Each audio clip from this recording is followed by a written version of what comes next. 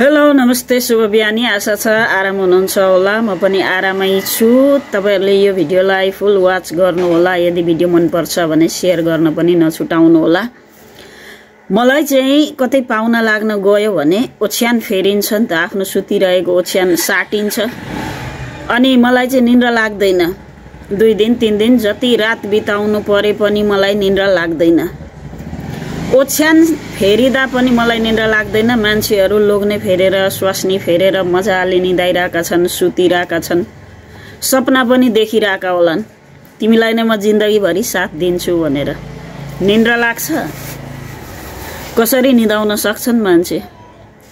हामी मानिसहरु पशु प्राणी भन्दा अलग छौं भनेर छुट्याउने एउटै मात्रै आधार छ, त्यो हो मान्छेको चाहिँ एउटै मात्रै जीवन साथी हुनुपर्छ।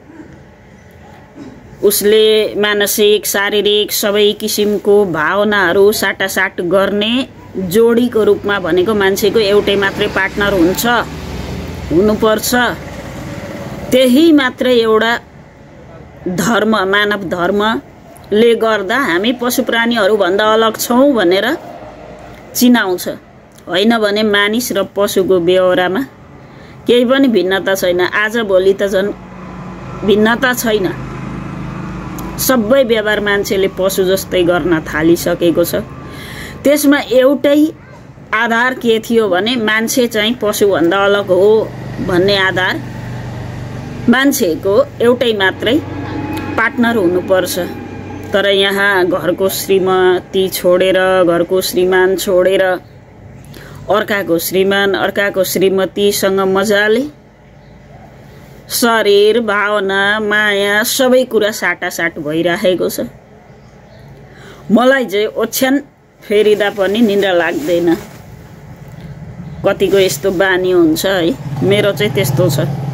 तर मान्छेहरु लोग्ने साटेर, श्रीमती साटेर मजाले निदाइराछन्, सपना देखिराछन्, सुतिराछन्। निन्द्रा लाग्छ? एउटै मात्रै धर्म छ, आफ्नो श्रीमान हुनुपर्छ, आफ्नो श्रीमती हुनुपर्छ।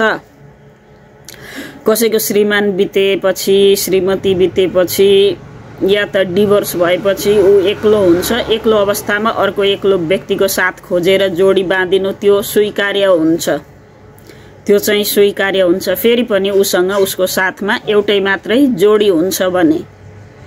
तर यहाँ त घरमा श्रीमान छ, घरमा श्रीमती छ, कसै गर्लफ्रेन्ड होला, बोयफ्रेन्ड होला, मल्टिपल पार्टनर्स है। यो चाहिँ मानव नैतिकता भन्दा बाहिरको कुरो हैन। पशु प्राणीहरुमा मात्रै त्यस्तो हुन्छ। उनीहरुमा भावना हुँदैन, उनीहरुमा चाहिँ कुनै पनि किसिमको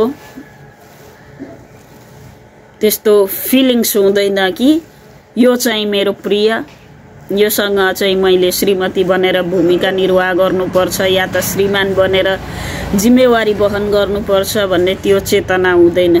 त्यो चेतना हुँदैन, त्यसैले ऊ पशु हो।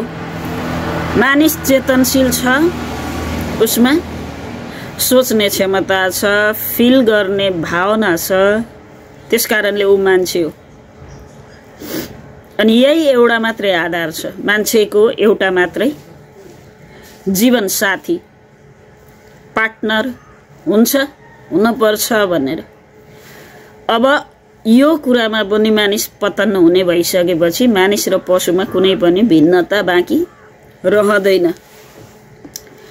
त्यही एउटा चेतना पनि मान्छेले गुमाइसकेपछि बाँकी के हुन्छ? हेलो, निन्द्रा लाग्छ? सुत्न सकिन्छ? रुगा चाहिँ मलाई फेरि 12 मासे हो है। जतिखेरै मलाई रुगा चाहिँ लागिरा हुन्छ। जे होस्, यस्तै छ संसार। यस्तै संसारसँग सम्झौता गरेर जीवन हामीले बिताइरहनु पर्ने हुन्छ। यदि यो भिडियो कसैको वास्तविक जीवनसँग मेल खान गयो भने संयोग मात्र हो है। अहिले हाम्रो समाजमा, हाम्रै परिवारमा पनि भइरहेको कुराहरू हो यो चाहिँ। जे होस्, जसले जे गरे पनि हामी चाहिँ आफ्नो ठाउँमा ठिक हुन पर्यो। तपाईको दिन शुभ रहोस्। फेरि पनि नमस्ते। यदि तपाईलाई यो भिडियो मन पर्यो भने भिडियोलाई शेयर गर्न नछुटाउनु होला।